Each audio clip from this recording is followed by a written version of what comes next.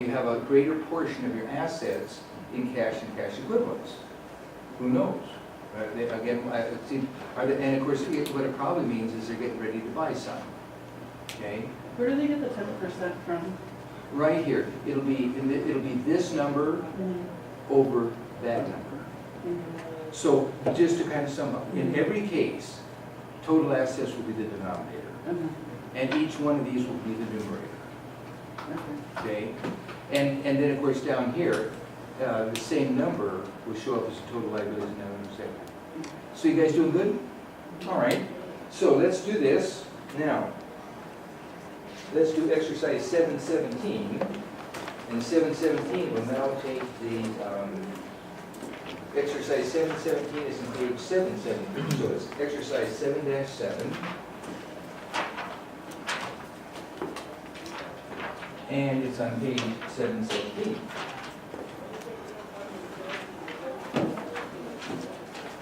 So here's 717. I'm sorry, 7-7. Here's 7. Here's 7-7 on 717. Okay. 17-7? Yes, that's what I meant to say. Here's 17-7 on page 717. Does that make sense? Yeah. All right.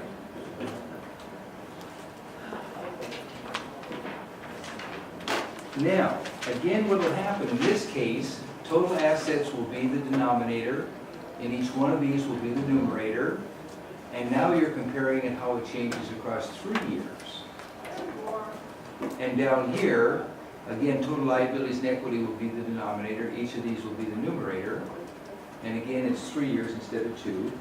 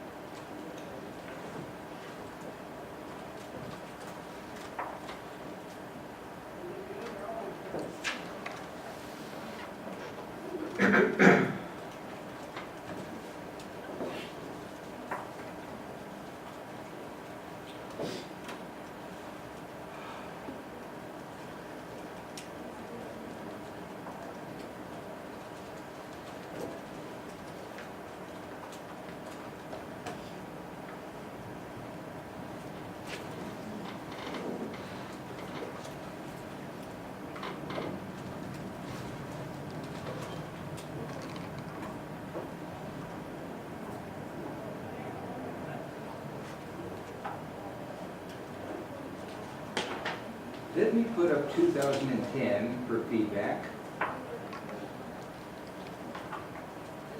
So you guys doesn't know if you're on target.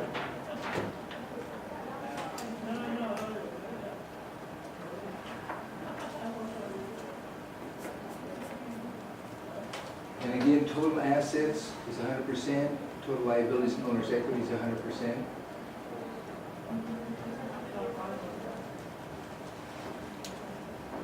This will always be the denominator. In this case, it'll be also the numerator.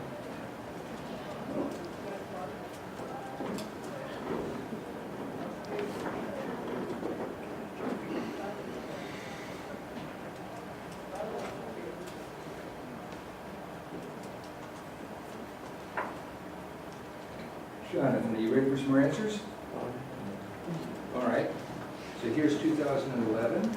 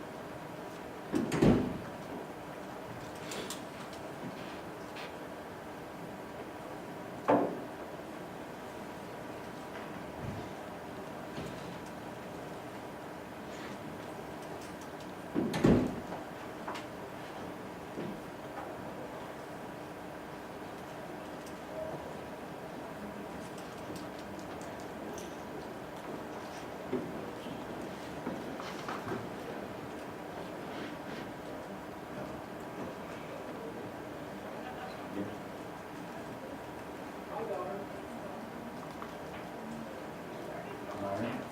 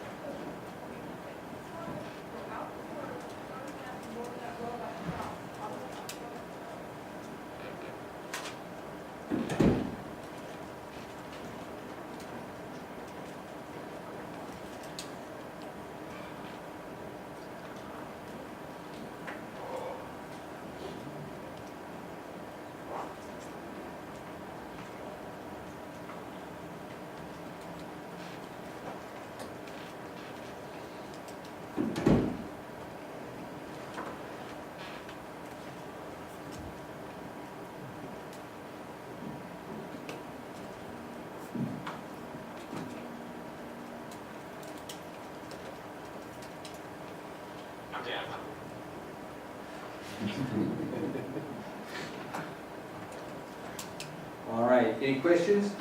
Should we see what they say about the analysis here? All right, so here's what it says. So let's take a look at this. So here we have cash. So cash has gone down as a percent of total assets. Accounts receivable has gone up. Now that I can see as a receipt, you know what I mean? One possibility is they're not collecting their accounts.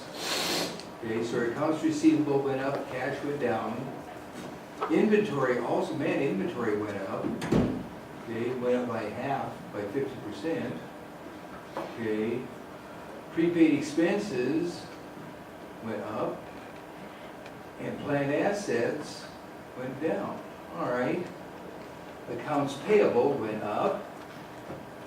Long-term mortgages went up. Common stock went down, $10 par. All right, and this is a percentage of total liabilities equity. Retained earnings went up. All right, here's what they say.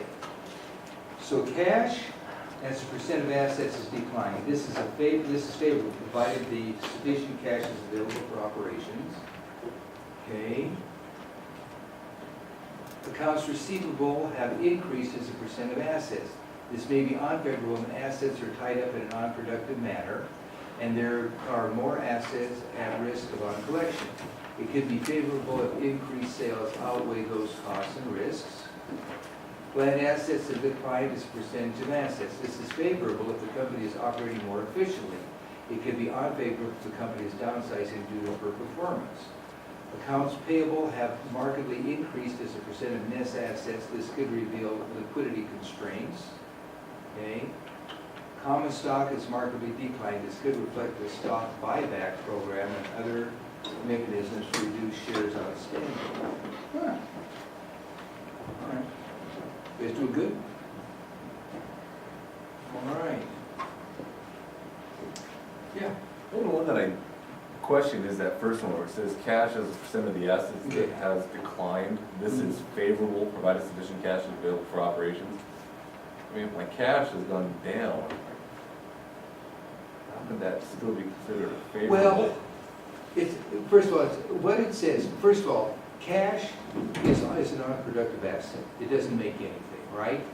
So so the point of the matter is liquidity means you have to have cash in hand to pay the bills when they're due, plus having working capital, right? But you don't want any more cash than that.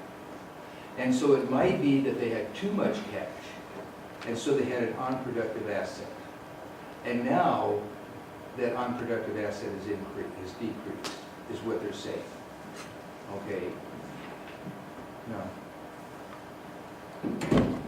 Because liquidity up to a point is good. After that, it's bad, because, yeah. And so, So had those numbers been going in the opposite direction, had that have gone from 9.9 to 10 to 12, it just. it could be the same, it could be the same thing. Yeah, but basically, what this says is that because 10% is such a huge portion of cash, chances are they were too little. And now they're getting their liquidity under control. Cash is an unproductive asset. You have to have cash to cover your bills and have working capital. But after that, you got too much. And so they're saying they look like they have too much and now they have less. But the misnomer, in my opinion, would be you had 61.6% in planned assets, but your assets went down along with your cash. Wouldn't your assets have increased if your cash went down? That's a good point. What are they doing with their cash? Merchandise inventory. Well, sure, inventory went up, and so did their accounts receivable. And of course, when their accounts receivable went up, that means instead of having the cash, the customers have the cash. And and now another place where the cash went, and of course now accounts receivable went up, so that could, that may tie into their inventory too, actually. And that was a good point, okay? But again, their accounts receivable, their accounts payable went up, and so did their inventory, so and of course all it means they got to pay it sometime, okay? So that favorable standing of sufficient cash is really kind of iffy based on those numbers. Yeah, but the point is, it's no simple matter. It's got to be taken in context. So for instance, when I suggested that you guys choose a company that you have an interest in, then you could have some real world context. This is a little tangential, but you kind of got to take a look at the numbers, and you got to take a look at the real world. So for instance, I think it was Church's fried chicken. There was a theory that what you should do is you should overinvest in things you know. So these people looked at Church's fried chicken and they saw these long lines. And they thought, look, they're in demand. It turns out they were inefficient. And the reason it fit in our conversation is it's not a simple matter. That it's true if you invest in something you know, you have an advantage, okay? But it's also true that you cannot go by appearances. You also got to crank up the numbers. And it's somehow, it's an art, it's not a science. Are we gonna have anything on the test regarding that, where we're gonna have to do an analysis breakdown like that? No. I hate to say no, because it's been a while since I've looked at the test, but I know it. You know your rate. If I were you guys, I'd know what. Well, I'll have to get to that in a minute, actually. Okay. All right. So you guys doing good on that? All right. So if you guys are okay with that, let's do one more topic and then wind up chapter 17. So, yeah, that was a quickie, wasn't it? All right. So for chapter 17, now the next thing on this are the ratios.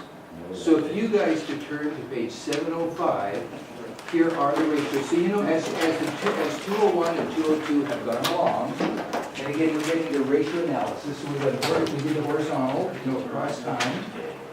Vertical, where you have the common size element. And now we're doing the ratio analysis. So here are all the ratios that have accumulated over 201 and 202. So there probably aren't many new ones. I don't think there are many new ones on here, because they've all been covered in previous chapters. Okay, does that make sense? Now, kind of an answer to your question, Michael, if I were you guys, I would know what category these things go in. So I'll hand out this worksheet. So, asset turnover.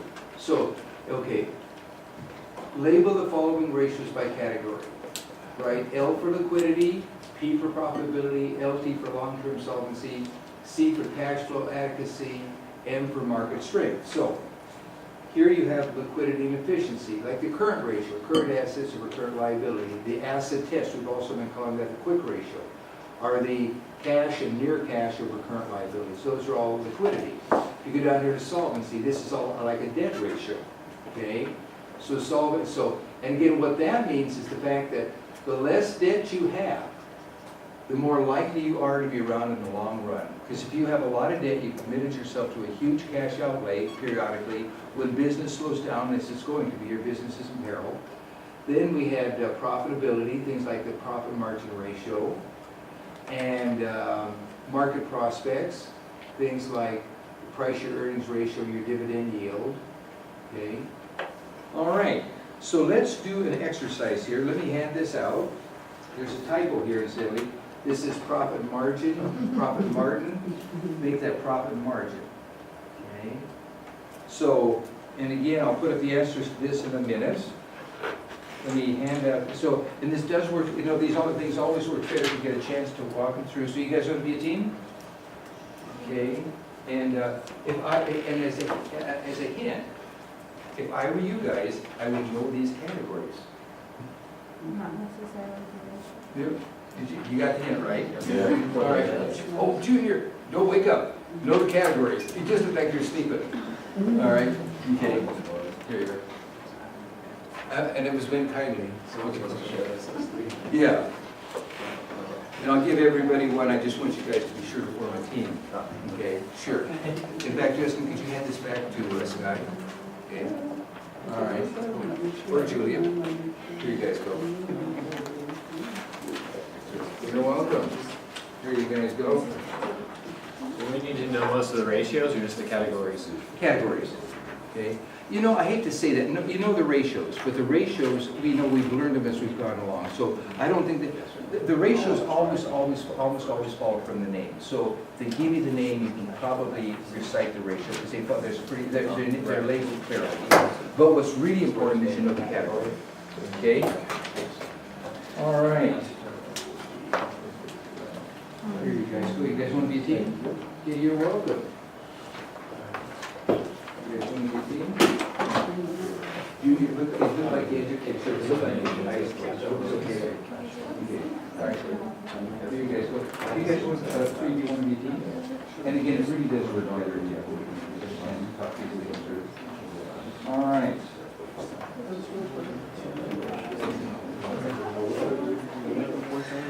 No points. I'll put the answers up in a minute. Here they are. This isn't a short-term investment in our grade. No, this is a short-term investment in your grade. Yeah. How come none of the cash flows are on this chart? All right. Oh, sorry, I didn't need to initially adjust. Hey, listen, cash flows aren't on the chart? They're on page 75. Yeah, it says cash flow adequacy, but there's no. All right, let's take a look here. So, cash flow to assets. Right here. Funds.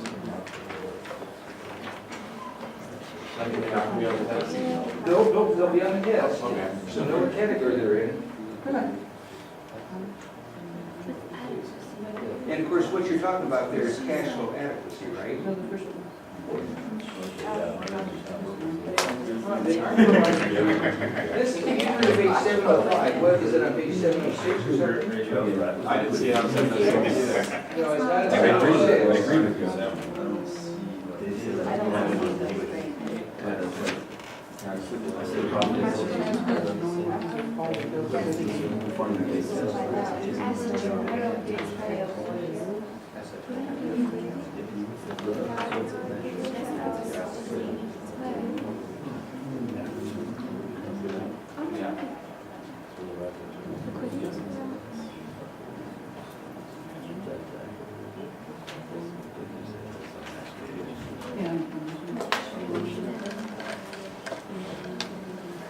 Hey, when you say market strength, you mean market prospects? Yeah, exactly, exactly. Yeah. Let me leave this, let me turn this down for just a second. So when you guys, if you watch it at home, on the left is the exercise we're doing. On the right is page 705, which summarizes all the formulas. I'll go ahead and turn the lights back on. I'll shut the camera off. Well, let me just, I'll turn the camera off briefly. What do you do for the cash flow? Well, actually, let me leave the camera on. Oh, yeah.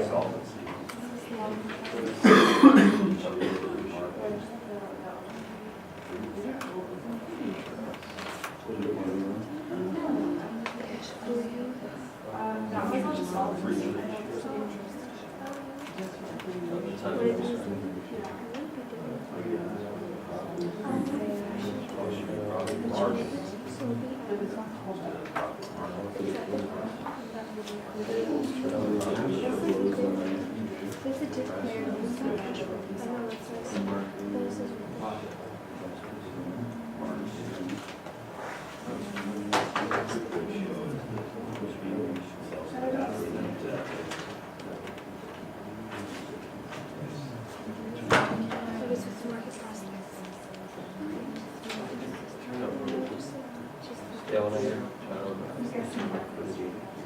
like, but I guess, I kind of would keep it in, be on your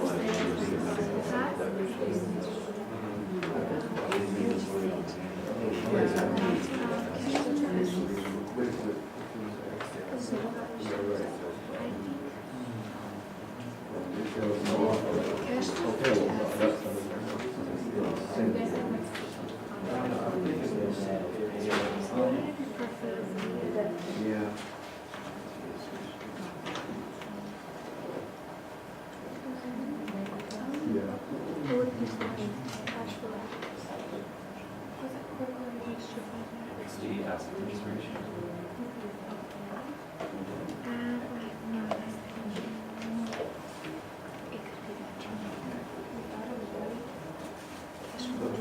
Yeah.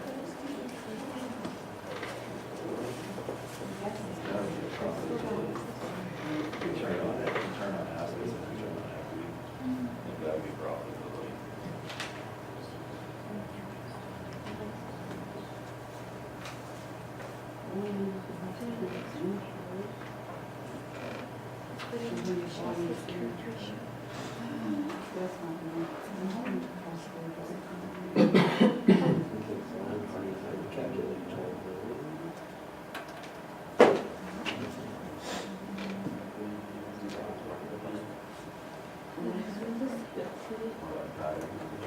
Yeah, anything with return on equity.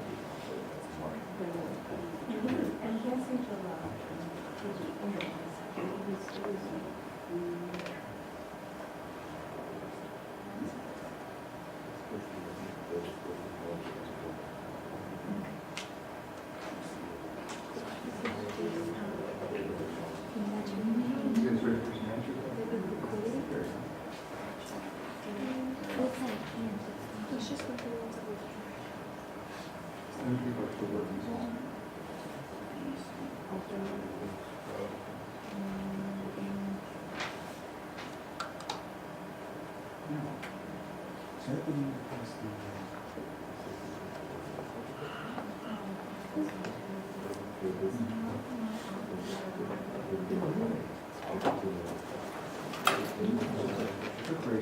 that's the quick ratio for certain. This is the name. Receivable. What would be against return assets?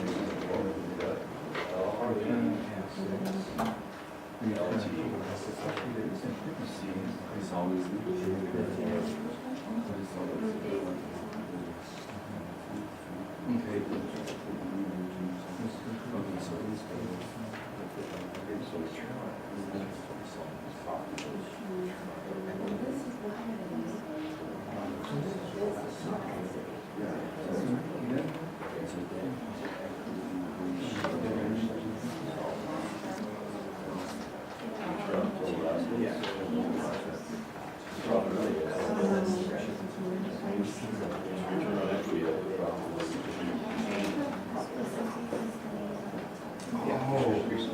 It's a big factor, statement of, chapter 16.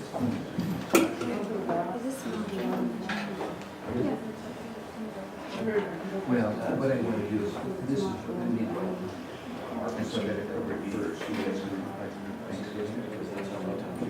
That's why it's not showing up here, okay. Because I used to teach 17 after 16, but I went to school for that. It looks like people are ready. You guys, let me put this up here on the board. Excuse me. So, you guys, here are the answers. And I wanted to, and I'll turn out the, I want to turn out the lights so if you guys watch this on TV or on in your video. Now, by the way, some things here. Don't forget that the free cash flow and those other ones that deal with cash flow, that'll come up in chapter 16. And what I thought I'd do is let me go over 17 first, and that way you guys will, have the background to do your project. And so I'm going to turn up the light, and then we'll do 16, which is the statement of cash flows next. So here's the answers, and that's why it's not out there. Okay.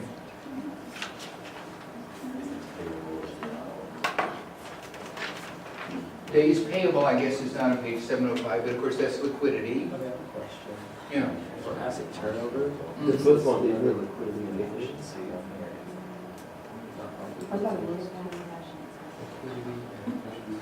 Or it says total asset turnover. It shows up in two places. According to the book, it's under liquidity and efficiency. I don't see it anywhere in the market, or, And you know what, the way, There's return on total assets. Under profitability. that, let's take a look here. So you got that? That is profitable. Hey, listen, the way I think that turned out is I think this shows up in a couple places in the book. Let's take a look at that. So, if we take, do you have the hard copy? Can I write this? Okay, let's take a look here. So if we have asset turnover, is that the one that shows up? Because what they do is they. It's right here on the as page. Was that? It says total asset turnover right here on, Under right above solvency. Total asset turnover. Net sales Okay, over average total assets. but let's take a look at this thing. So one thing that might have happened here, and thanks, Ted, let's just take a look here.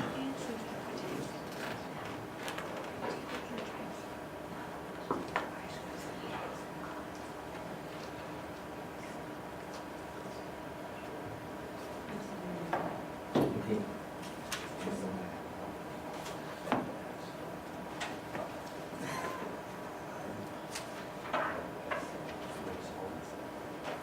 I have a question. Okay, let me, yes. It's just a pretty quick one. So the categories on this little worksheet are different slightly than the ones in the book? Use the ones in the book. So those would be Right the around ones the in book, it'll always be right. Okay, so, And this is just a review. Yeah. Now, by the way, I'm looking up, because what I think happened to asset turnovers, I think in different portions of the book, they put in different categories. Because in 201, we didn't have as many categories as we do now.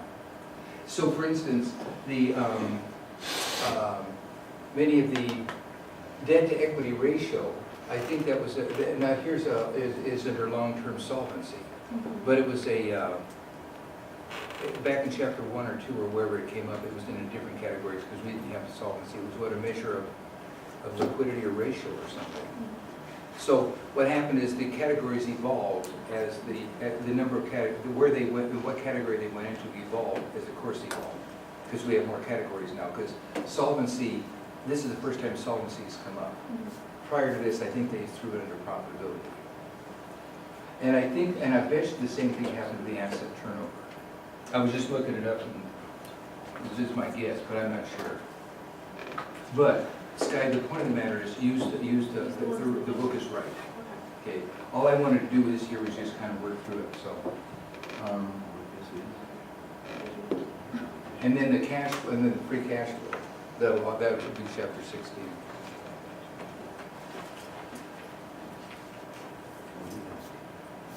So listen, let me do this. So this one's different, right? Which other one is different? I can't hear you just. I said the rest of them. The rest are fine, so this one is different. Hey, listen, I'm not going to look it up now, but I'm pretty sure that this was reported as profitability.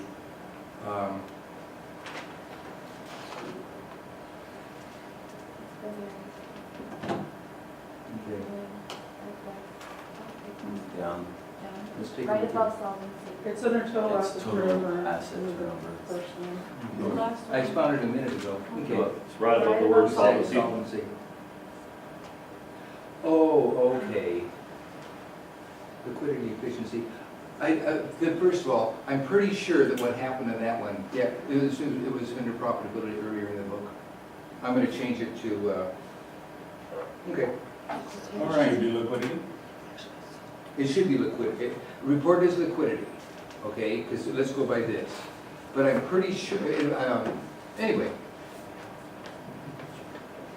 And we only need to know the difference between a liquidity and efficiency, because it's grouped into one category here. so we Not can- really.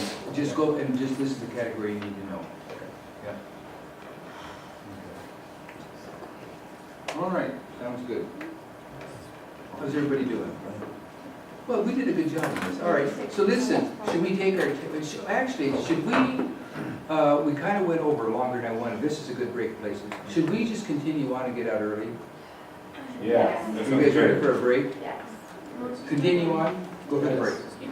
Keep going? All right, sound good, keep going? All right. Okay, now I'm going to turn, excuse me just a second, I'm going to turn this off and I'll turn it back on. Okay?